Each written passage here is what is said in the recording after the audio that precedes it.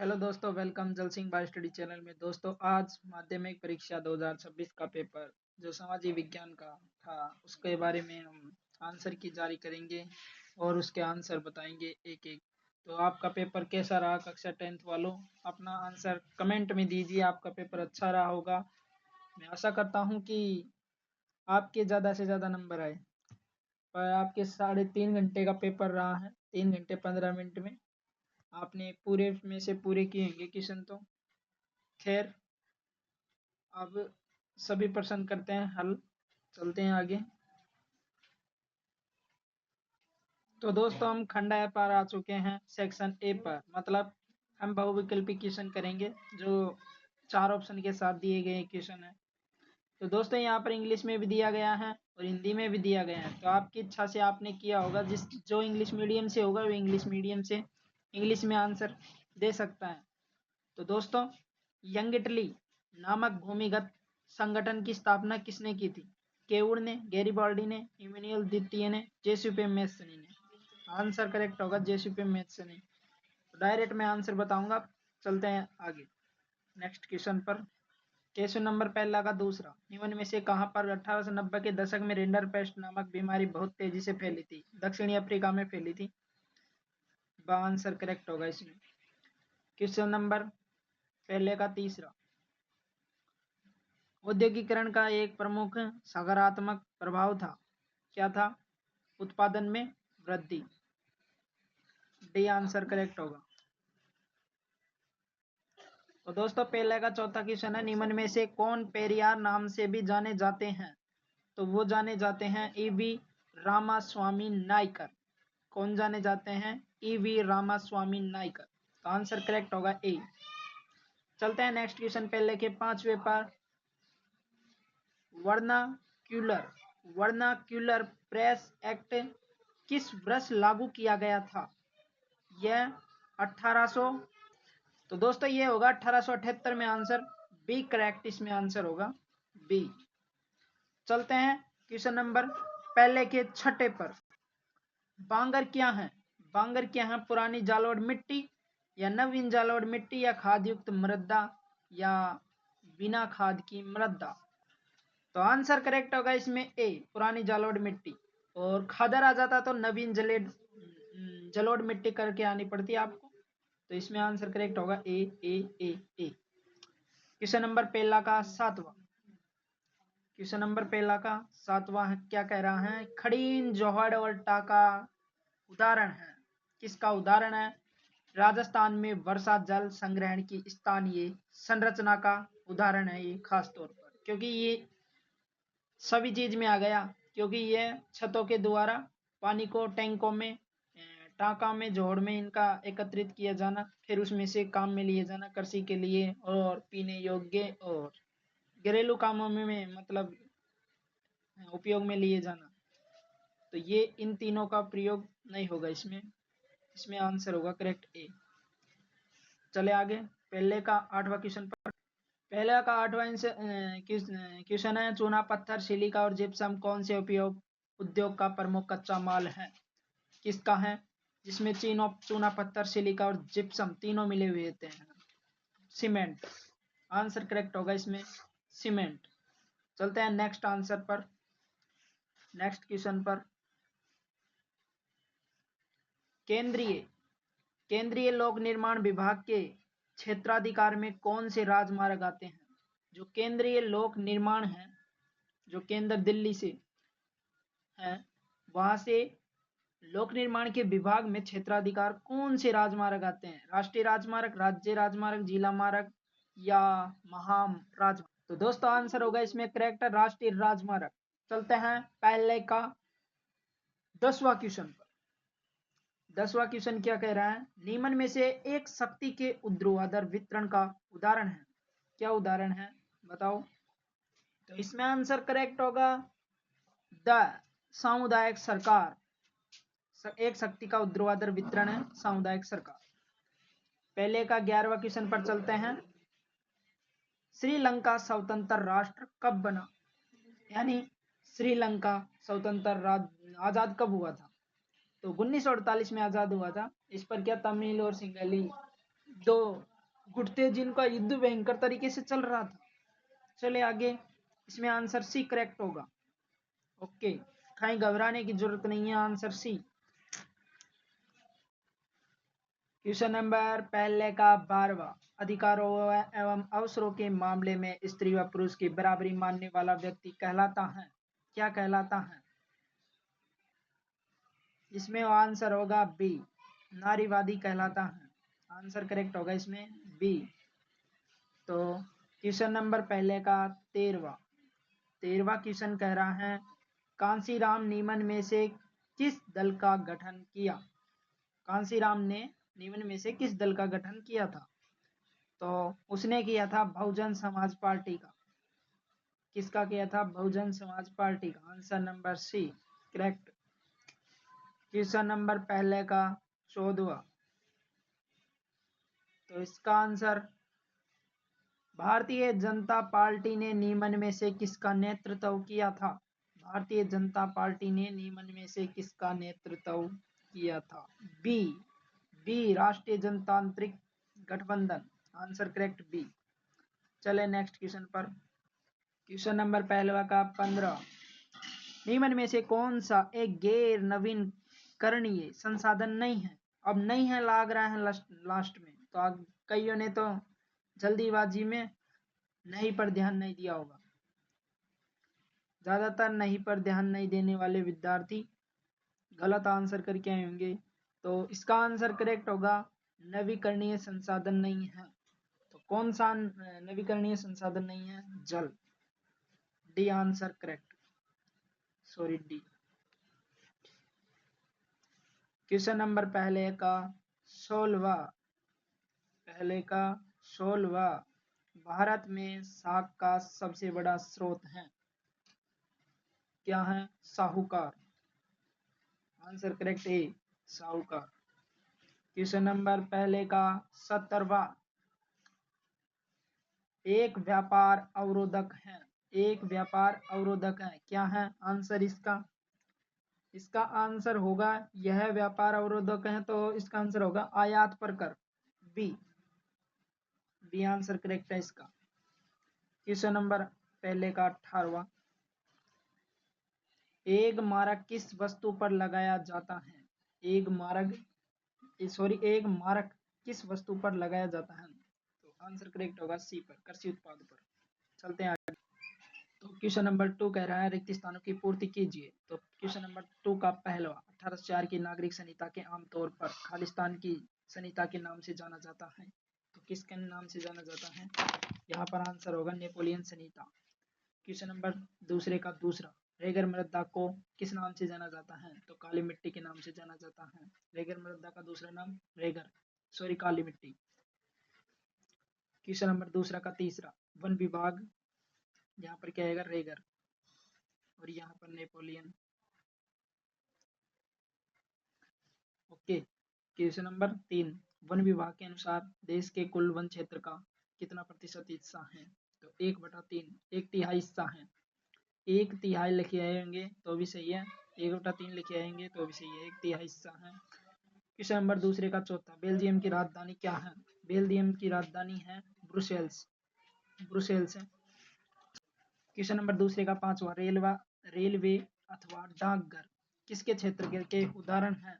ये हैं दोस्तों सार्वजनिक में आते हैं ये, इसमें आते हैं सार्वजनिक में हैं सभी की। क्वेश्चन नंबर दूसरा का 6, प्रौद्योगिकी में तीव्र उन्नति वह मुख्य कारक है जिसने इसकी प्रक्रिया को उत्प्रेरित किया है, वह है वैश्वीकरण। क्या है इसमें? वैश्वीकरण। तो आपकी समझ में आ गया होगा। चलते हैं क्वेश्चन नंबर 3 पर। वीटो से अभिप्राय है कि ये लैटिन शब्द है, इसका अर्थ होता है वीटो का मैं निषेध करता हूँ। तो इसका मतलब है किसी देश के अधिकार को एक अधिकारी है उसको एक तरफा के रूप से किसी कानून को रोक लेने का यह एक अधिकार है। तो क्वेश्चन नंबर तीसरे का दूसरा, मुद्रण संस्कृति से गरीब जनता को क्या लाभ पहुंचा, एक उदाहरण दीजिए। तो दोस्तों मुद्रण और संस्कृति से क्या वो फायदा हुआ है? मुद्रण संस्कृति से ज्ञान और सूचना के प्रसार को बढ़ावा दिया है, जिससे गरीब जनता को शिक्षा और जागरूकता के अवसर मिले थे। चलते हैं नेक्स्ट क्वेश्चन नंबर तीसरे का तीसरा, मुद्रण की पहली तकनीक किन देशों में विकसित हुई? कोई 2 देशों के नाम बताइए। तो वो है पहला चीन और दूसरा है जापान। क्वेश्चन नंबर तीसरे का चौथा, सतत विकास क्या है? तो दोस्तों तीसरे का चौथे का आंसर होगा सतत विकास या संसाधनीय विकास का अभिप्राय ऐसे विकास से है जो पर्यावरण के निम्नीकरण के बिना संतोषजनक विकास करता हो।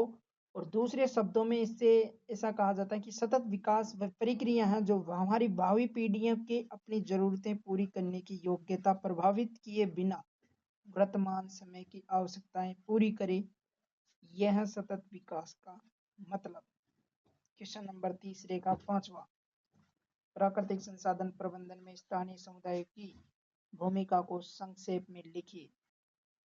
प्राकृतिक संसाधन प्रबंधन का संबंध इन संसाधनों के प्रबंधन में स्थानीय समुदाय को शामिल करने की एक प्रक्रिया से है।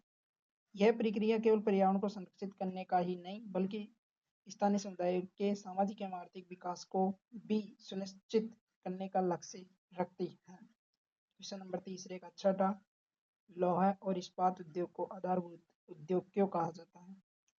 लौह और इस्पात उद्योग को एक बुनियादी उद्योग कहा जाता है क्योंकि यह निर्माण और परिवहन और विनिर्माण सहित कई अन्य उद्योगों को कच्चा माल, मशीनरी और उपकरण प्रदान करता है। क्वेश्चन नंबर तीसरे का सातवां, श्रीलंका में अधिकांश आबादी 2 जातीय समूहों में बटी हुई थी।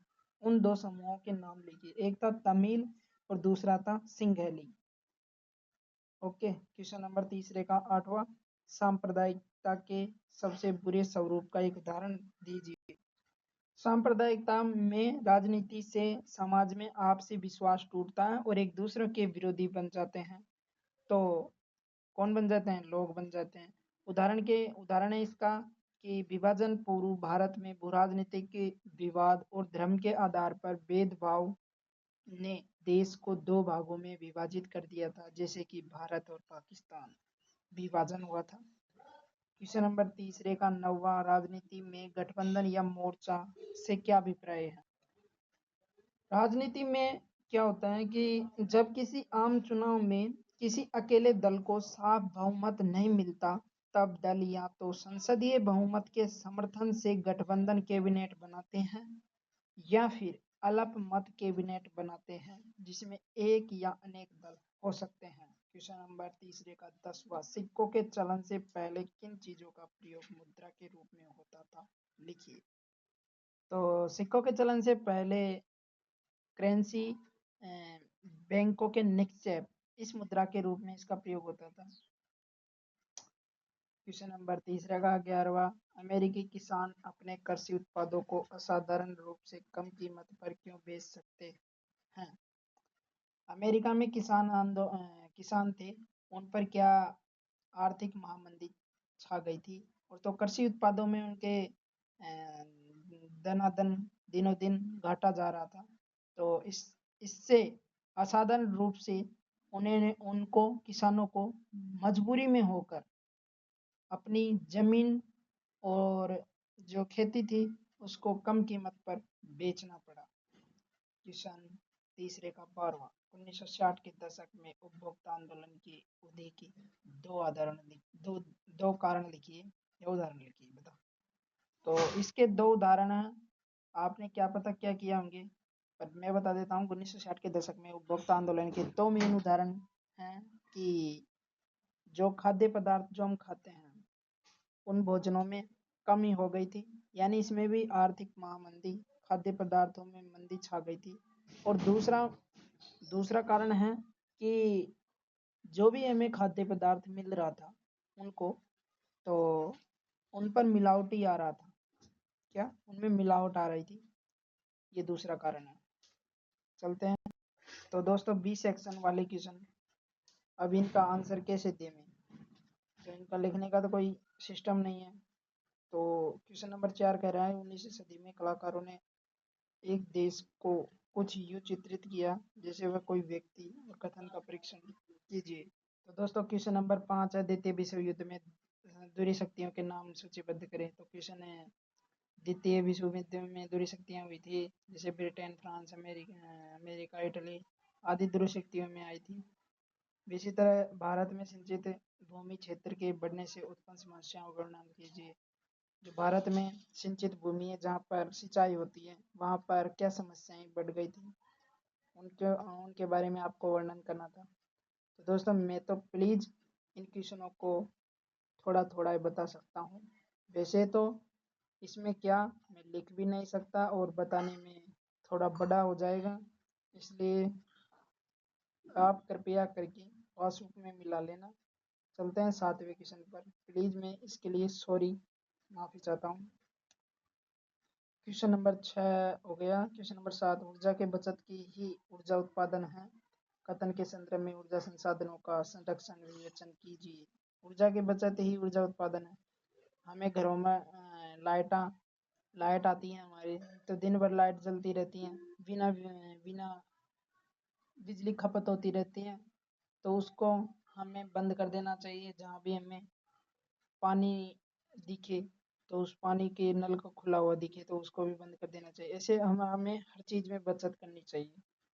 इसका ऊर्जा का मतलब है सौर ऊर्जा, पवन ऊर्जा, विद्युत ऊर्जा, इनसे मतलब है इसका। क्वेश्चन नंबर 8, आपके अनुसार राजनीति में जाति अनेक रूप ले सकती है। अपने मत के पक्ष में एक संक्षिप्त लिखिए। जैसे दोस्तों श्रीलंका में सिंगाली और तमिल दो गुट जाति के मध्य बहुत बड़ा युद्ध संघर्ष चला था। उसी प्रकार यहाँ पर भी आपको राजनीति में लिखना था, तो आपने लिख दिया होगा। क्वेश्चन नंबर 9, आपके मतानुसार विपक्षी दल के लोकतांत्रिक क्या भूमिका होनी चाहिए, संक्षेप में लिखिए। तो मेरे मतानुसार विपक्षी दल में लोकतंत्र में ये भूमिका होनी चाहिए कि जो भी लोकसभा में लोकतंत्र में जो भी सांसद जो भी कानून बनाती हैं, जो भी बातों का निरीक्षण करती हैं जनता के लिए, उनका ध्यानपूर्वक काम करना चाहिए और जो देश में हो रहा है उसके ऊपर भी ज़्यादा से ज़्यादा ध्यान देना चाहिए। तो विपक्षी दल को भी इसमें अपने विरोधी के प्रति नहीं रहना चाहिए। ये राजनीति है, राजनीति में सही और गलत, सही के रास्ते पर चलना चाहिए। इसको क्या धंधे के रूप में नहीं देखना चाहिए। क्वेश्चन नंबर 10, यूएनडीपी द्वारा प्रकाशित मानव विकास रिपोर्ट में देश की तुलना किस आधार पर की गई है, किन्हीं दो उल्लेख कीजिए। तो आपको उल्लेख करना था इस पर यूएनडीपी डिपार्टमेंट के द्वारा भारत के बारे में लिखना था इसमें। और क्वेश्चन नंबर 11, ऐसे 4 उपायों की सूची बनाइए जिससे कृषि क्षेत्र में अतिरिक्त रोजगार का सृजन हो सके। ऐसे 4 उपाय ये हैं कि कृषि क्षेत्र में अतिरिक्त रोजगार का सृजन हो सके। गन्ने का उद्योग खोल लो, गन्ने वाकर, कपास का उद्योग खोल लो, कपास की फसल बोकर, जूट का, और जैसे बहुत सारे हैं, सब्जी वालों व्यापार कर लो, अनाज गेहूं का व्यापार कर लो। क्वेश्चन 12, सकल घरेलू उत्पाद की गणना में मध्यवर्ती वस्तुओं का मूल्य को शामिल क्यों नहीं किया जाता है, विश्लेषण कीजिए। सकल घरेलू उत्पाद क्या है? तो दोस्तों सकल घरेलू उत्पाद है, इसमें प्रारंभिक वस्तु और अंतिम वस्तुओं की सेवाओं और उद्योगों और एक देश से दूसरे देश के अंतर्राष्ट्रीय स्तर पर इनमें क्या होता है, आदान प्रदान होता रहता है, आयात निर्यात होता रहता है। तो ये इसका विश्लेषण करना था आपको। क्वेश्चन नंबर 13, जब बहुराष्ट्रीय कंपनी स्थानीय कंपनी के साथ संयुक्त रूप से उत्पादन करती है तो इससे स्थानीय कंपनी को होने वाले लाभ बताइए। जब बहुराष्ट्रीय कंपनी अपनी जैसे अपनी स्थानीय कंपनी है भारत की, तो बहुराष्ट्रीय यानी दूसरे देशों के साथ जब अपना देश व्यापार करता है, अपने देश में कपास पैदा होती है तो कपास का कच्चा माल बाहर देश में जाता है और उसकी जगह अपन वहाँ से कुछ और चीज़ें लाते हैं, वहाँ पर पैदा होती हैं जो, तो एक तरह का अपने को लाभ है कि जो हमारे पैदा हो रही है चीज़ें कच्चे माल के रूप में, पक्के माल के रूप में, जैसे भी उनका मसाला, हमारे देश में मसाले पैदा होते हैं दक्षिणी राज्यों में, तो उनका पहले भी अंग्रेजों के टाइम पर हुआ करता था।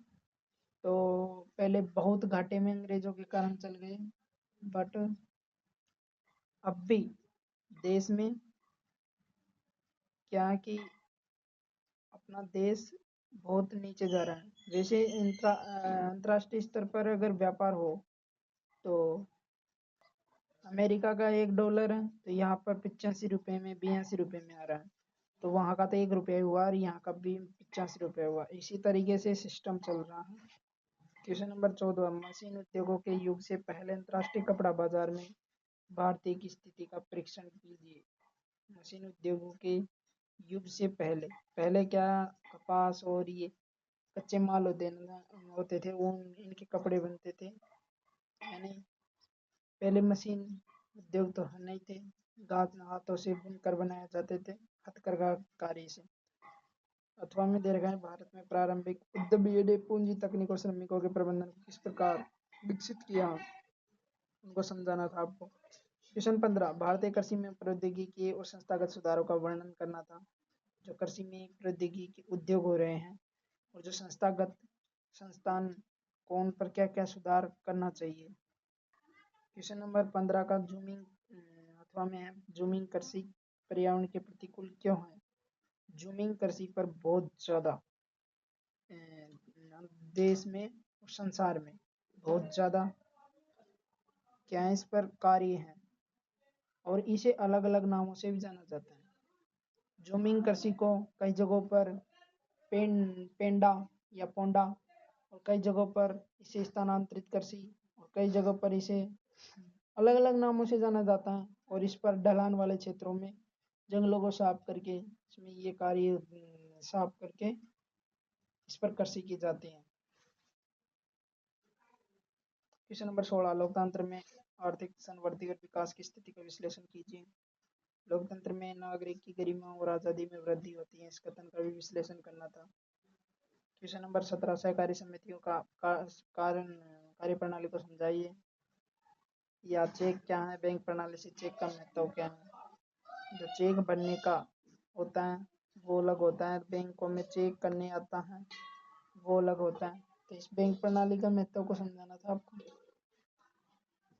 क्वेश्चन नंबर डी सेक्शन आ चुका है, इसमें 250 शब्दों में आपको लिखना है। निबंधात्मक प्रश्न आ चुके हैं। क्वेश्चन नंबर 18 क्या कह रहे हैं, सत्याग्रही केवल अहिंसा के सहारे भी अपने संघर्ष को में सफल हो सकता है। गांधी जी के विचारों पर आपको वर्णन लिखना था। महात्मा गांधी के नेतृत्व में प्रमुख आंदोलन की विवेचना कीजिए। भारत छोड़ो आंदोलन, ऐसे खिलाफत आंदोलन हुआ, दांडी यात्रा की और साबरमती आश्रम से दांडी नमक कानून तोड़ा था और किसान आंदोलन में भाग लिया था इन्होंने। ऐसे बहुत से काम हुए हैं, उनके बारे में आपको देना था। आंदोलन की विवेचना के बारे में वर्णन करना था। क्वेश्चन नंबर 19, भारत में केंद्र और राज्य सरकारों में शक्ति के बंटवारे की विवेचना कीजिए। भारत में केंद्र और राज्य स्तर पर जो राजनीति है उनकी शक्तियों का बंटवारा के बारे में विचार करना था। अथवा में संघीय शासन व्यवस्था तथा एकात्मिक शासन व्यवस्था में अंतर स्पष्ट कीजिए। संघीय शासन व्यवस्था में क्या है और एकात्मक शासन व्यवस्था में क्या है, कौन कौन से देश आते हैं। संघात्मक में तो वे शासन व्यवस्था में आएगा बेल्जियम, एकात्मक शासन व्यवस्था में आएगा श्रीलंका। तो इनमें आपको और भी देश भी आते हैं, तो इनमें आपको अंतर स्पष्ट करना था क्या क्या हुआ था। क्वेश्चन नंबर 20 आ चुका है मानचित्र का, तो आपको इसमें मानचित्र आपने किया होगा अच्छे से। गोवा कहाँ है, झारखंड में। बल्लारी कहाँ है, छत्तीसगढ़ में। मुंबई महाराष्ट्र में है, चेन्नई तमिलनाडु में है। तो आपने सही भरा होगा इसमें। चले अथवा के क्वेश्चन पर, क्या सिंगरेनी कहाँ पर है। सिंगरेनी तेलंगाना में है और रानीगंज है पश्चिम बंगाल में, और दिल्ली यूपी के अंदर आता है, और कोलकाता पश्चिम बंगाल में आता है। रानीगंज और कोलकाता ये पश्चिम बंगाल में हुए। तो दोस्तों पेपर का सॉल्यूशन हो चुका है, तो इस वीडियो को द एंड यहीं पर करते हैं। आपके 20 क्वेश्चन आए थे, आपने कितने किए आंसर सही किए, कि कितने नंबर जुड़े आपके, आप कमेंट करना और वीडियो को प्लीज़ ज़्यादा से ज़्यादा लाइक शेयर सपोर्ट करना। थैंक यू, जय हिंद। मिलते हैं नेक्स्ट वीडियो में, तब तक के लिए बाय।